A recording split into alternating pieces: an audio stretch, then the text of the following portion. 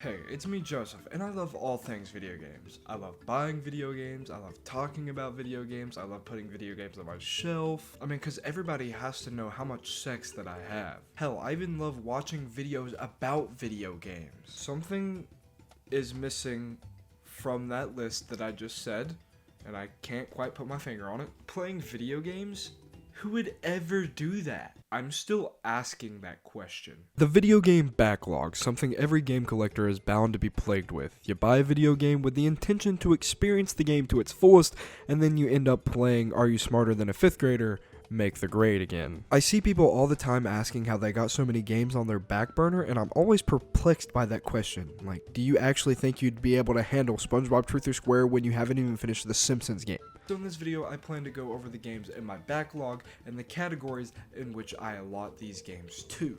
To start things off, we've got the gotta finish them games. These are the games that I started playing, and for some reason or another, I just stopped playing them. Now, this doesn't mean that these games are bad. Most of the time, they're really good, but I just got busy doing something else. To kick things off, we have Sonic Frontiers, a fairly recent game that was just poorly timed for me. It came out November 8th, 10 days before Pokemon Scarlet and Violet. I played Sonic Frontiers for about 5 hours and had a mostly enjoyable experience with it, but just found the gameplay loop boring. That, accompanied with the lackluster story, voice acting, and overall quality of the game, just pushed me away from it. I feel like I got out at the right time. I played enough in the game to wet my whistle and get a taste of what the speed demon can be like in the modern era before completely ruining the game for myself. Who knows, maybe one day I'll go back to finish the game, but for now it's just gonna stay unfinished. The Legend of Zelda Wind Waker. This game is such a timeless masterpiece, I never finished it. In my defense, when I got this game originally, it was for Christmas when I was 14. And I realized, oh, I can get $40 worth of store credit from this. And so long to Wind Waker and hello to some game I don't even remember. From what I played of this game, I remember it being really fun, and the art style is sublime, probably the best in the series. But right now, as a high school student without a job, I just can't justify spending almost $80 on a game. And I know it's cheaper on the Wii U, but I don't have one of those, so maybe one day I'll be able to revisit this masterpiece. BioShock is probably one of the best first-person shooters that I've ever played, and you would not know that by looking at the games that I've completed. I mean, seriously, I finished Pokemon Sword and Shield and Arceus before finishing BioShock. The most comical part about this is I plan to finish the entire trilogy at some point. I have hopes of being the president of North Korea one day.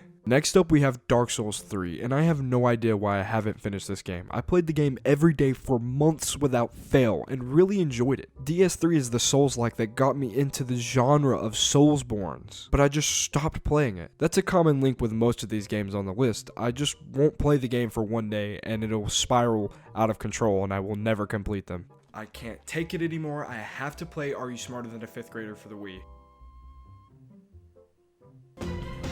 That's better. The final game in this category that I want to talk about is Super Mario 64, and I know it's a heresy to admit that I haven't beaten the game that debuted the plumber to 3D, but trust me, I've tried. I just get bored with platformers so easily. I want to like them, I really do, but most of the time I just end up falling back into some adventure game or some RPG. I think I collected something like 25 stars in my latest romp on the Virtual Console for the Wii, and then I discovered Majora's Mask was also on the Wii Virtual Console, and that consumed my time. Yeah, I like The Legend of Zelda Majora's Mask more than Super Mario 64.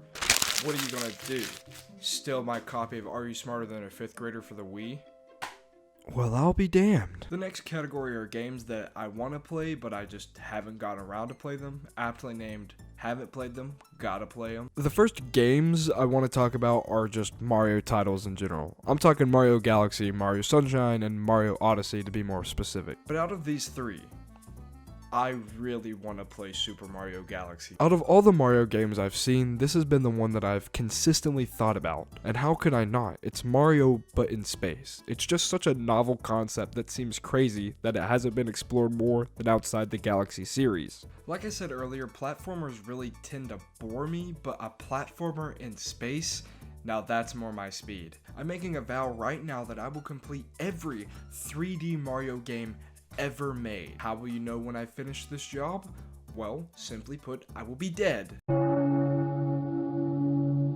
Twilight Princess on the GameCube. Oh my god. Twilight Princess on the Wii? Oh yeah, that's better. Twilight Princess is a game that I've had in my collection for a very long time, but have never played it. All my time playing Zelda on the Wii has been spent on the collector's edition bonus disc that has most of the pre-Wind Waker Zelda games on it. My mom actually got me this game when I was really young, probably around 11 to 12, and I just never played it because I thought motion controls would kill me. One day I hope to find a copy for the GameCube on the really cheap at a yard sale somewhere. There is a version for the Wii U, so maybe I'll just buy a Wii U and then buy the game for the Wii U. I would much rather sell my kidney. The final game in this category is Pokemon Brilliant Diamond Shining Pearl. I got this game for Christmas in 2021 from a friend, and I was really excited to play through the game, then something happened.